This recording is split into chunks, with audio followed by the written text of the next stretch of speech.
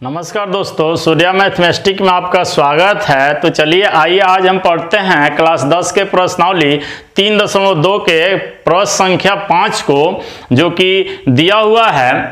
एक आयताकार बाग जिसकी लंबाई चौड़ाई से 4 मीटर अधिक है, इसका अर्ध परिमाप 36 मीटर है, तो बाग की विमाएँ ज्ञात करें। बाग की विमाएँ ज्ञात करें। तो इससे पहले कि आप हमारे चैनल पर नए हैं तो हमारे चैनल को सब्सक्राइब कर दीजिए, लाइक कर दीजिए और पूरा वीडियो देखिए कि एकदम आसान से तरीकों से इस मैथ को कैसे हल किया जाता है। तो देखते हैं इसको हल करने के लिए सबसे पहले देखते हैं एक आयताकार बाग है जिसकी लंबाई चौड़ाई से 4 मीटर अधिक है। लंबाई चौड़ाई से 4 मीटर अधिक है। तो मान लेते हैं, माना कि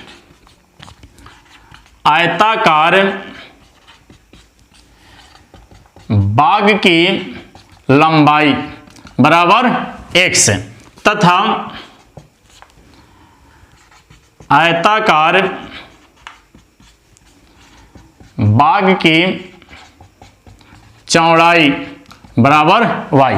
तो हमारा प्रश्न में जो सवाल कहता है, प्रश्न में कहता है कि इसकी लंबाई चौड़ाई से 4 मीटर अधिक है। तो हम इधर लंबाई देते हैं और लंबाई के बराबर में देखते हैं चौड़ाई। तो इसमें जब हम 4 जोड़ेंगे, चौड़ाई में 4 जोड़ेंगे तो हमारे लंबाई के बराबर प्राप्त होगा। तो आयत की लंबाई जो x है और आयत की चौड़ाई जो y है, तो y में 4 जोड़ेंगे तो लंबाई के बराबर प्राप्त होगा। अब इसको संगत समीकरण के रूप में सजा लेते हैं। तो y प्लस में इस साइड में आएगा तो माइनस में हो जाएगा, बराबर 4। समीकरण 1 हो जाएगा। यहाँ पर x माइनस वाई बराबर 4, समीकरण 1 हो गया। और पुनः प्रश्न में देखते हैं, जो कि प्रश्न में कहता है, प्रश्न में कह रहा है कि इसका अर्ध परिमाप 36 मीटर है। तो आयत का अर्ध परिमाप होता है लंबाई प्लस चौड़ाई। आयत का अर्ध परिमाप होता है लंबाई प्लस चौड़ाई। तो यहाँ पर हम लंबाई देखते हैं कि x है और चौड़ाई कितना है, y है, और इसका अर्ध परिमाप कितना दिया हुआ है, 36। समीकरण 2 दिया हुआ है। अब इसको हम देखते हैं, समीकरण 1 और 2 दिया हुआ है। इसमें हमारे सवाल में किसी भी वृद्धि की चर्चा नहीं की गई है कि इस समीकरण को किस वृद्धि से हल किया जाए। आप चाहे तो आलेखीय वृद्धि से हल कर सकते हैं, प्रतिस्थापन वृद्धि से हल कर सकते हैं, विलोपन वृद्धि से हल कर सकते हैं, तुलनात्मक वृद्धि से हल कर सकते हैं, ब्रज गुणन वृद्धि से हल कर सकते हैं। आपको जो भी मर्जी हो, जो भी आपको अच्छा लगे, उस वृद्धि से इस हिसाब का हल कर सकते हैं। तो हम इसको विलोपन वृद्धि के द्वारा हल करते हैं। तो देखते हैं यहाँ पर समीकरण 1 है और समीकरण 2 है। x माइनस वाई बराबर 4, x प्लस वाई बराबर 36। तो यहां लिखेंगे समीकरण 1 और 2 से, 1 और 2 से। तो इसमें देखते हैं समीकरण 1 दिया हुआ है x माइनस वाई बराबर 4 और समीकरण 2 दिया हुआ है x प्लस वाई बराबर 36। अब इसको जब लिख दिया गया समीकरण 1 और 2 से, तो इसको आपको मर्जी करे तो जोड़िए, मर्जी करे तो घटाइए, क्योंकि यहाँ माइनस है और प्लस है। यदि जोड़ते हैं तो y से y कट जाएगा। यहाँ दोनों प्लस प्लस है, घटाते हैं तो इसका चिन्ह चेंज करेंगे और x से x कट जाएगा। तो इसको जोड़ देते हैं तो y से y कट गया। एक x और एक x जब जोड़ेंगे तो हमको 2x प्राप्त होगा और 36 और 4 हो जाएगा हमारा 40।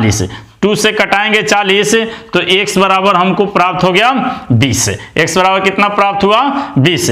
तो x का मान समीकरण 1 में रखिए या समीकरण 2 में रखिए, दोनों में रखने पर हमारा y का मान ज्ञात हो जाएगा। तो हम x का मान समीकरण 1 में रखते हैं।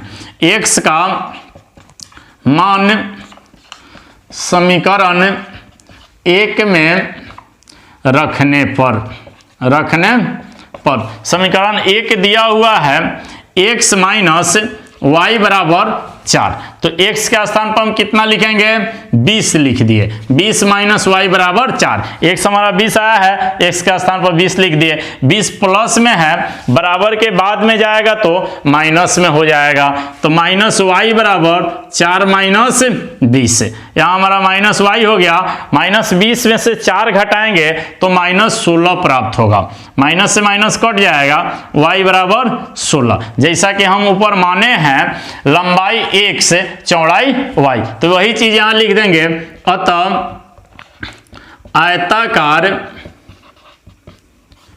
बाग की लंबाई हमारा x है, लंबाई x है, आयताकार बाग की लंबाई x है, तो यहां पर हमारा कितना हो गया 20, तो इसको हम 20 लिख देंगे। तथा आयताकार बाग की चौड़ाई, आयताकार बाग की चौड़ाई हमको 16 आया तो 16 लिख देंगे। 20 मीटर 16 मीटर, यह हमारा आंसर हो गया।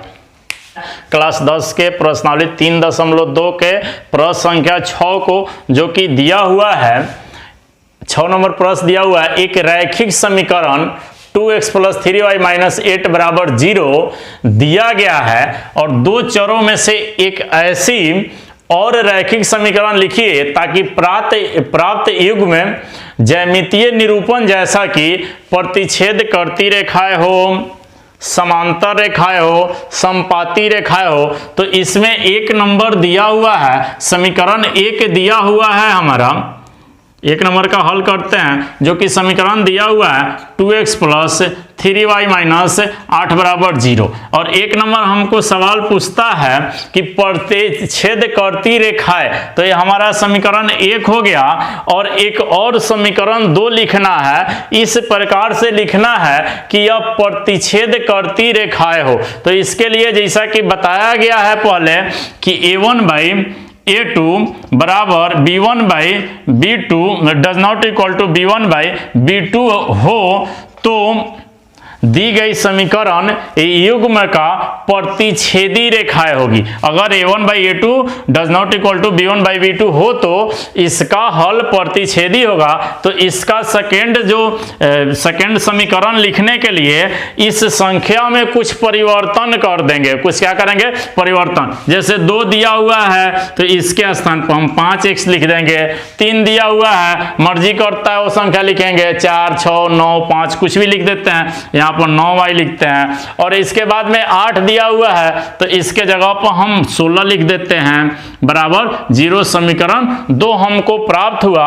और इस प्रकार से हमारा हो जाएगा A1/A2 does not equal to B1/B2। तो यह समीकरण हमारा प्रतिच्छेद करती रेखाएं को दर्शाती है। इसी प्रकार से 2 नंबर में देखते हैं कि 2 नंबर को होता है समांतर रेखाएं हो। कौन चीज हो? समांतर रेखाएं हो। तो समांतर रेखा होने के लिए जो शर्त है कि A1/A2 बराबर B1/B2 does not equal to C1/C2 होना चाहिए। इस रूप का यदि होता है तो यह रेखाएं समांतर रेखाएं कहलाएगी। तो इसके लिए हम 2 को बराबर बराबर लिख देते हैं और तीसरे को बदल देते हैं। जैसे कि 2x है तो हम 2x ही लिख देते हैं, 3y है तो 3y ही लिख देते हैं, और यहाँ पर 8 है तो इसके स्थान पर हम 9 लिख देते हैं, बराबर 0 हो जाएगा, समीकरण 2 हो जाएगा। इस प्रकार से यह हमको A1/A2 बराबर B1/B2 does not equal to C1/C2 प्राप्त होगा, जो कि समांतर रेखाओं को दर्शाता है। इसके बाद 3 नंबर क्वेश्चन है समपाती रेखाएं हो। समपाती रेखाएं के लिए जैसा कि शर्त बताया गया है कि A1/A2 बराबर B1/B2 बराबर C1/C2, मतलब तीनों बराबर होना चाहिए। तो तीनों बराबर होने के लिए इसके अलावा एक और समीकरण देना है, तो समान संख्या से इस तीनों में गुना कर देंगे, या 2 से कर देते हैं, 3 से कर देते हैं, 4 से कर देते हैं, इस प्रकार गुना करते हैं। तो 2 से सब में गुना करते हैं, 2 दूनी 4, 1 से 2 तिहाई 6y हो जाएगा और 8 दूना 16 हो जाएगा बराबर 0। यह समीकरण 2 हो गया जो दर्शाता है a1/a2 बराबर b1/b2 बराबर c1/c2 तीनों बराबर है। यह समपाती रेखा को दर्शाता है। इस प्रकार से हमारा रैखिक समीकरण का एक और वैसा ही समीकरण निकल गया जिससे ज्यामितीय निरूपण प्रतिच्छेद करती रेखाएं है, समांतर रेखाएं और समपाती रेखाएं।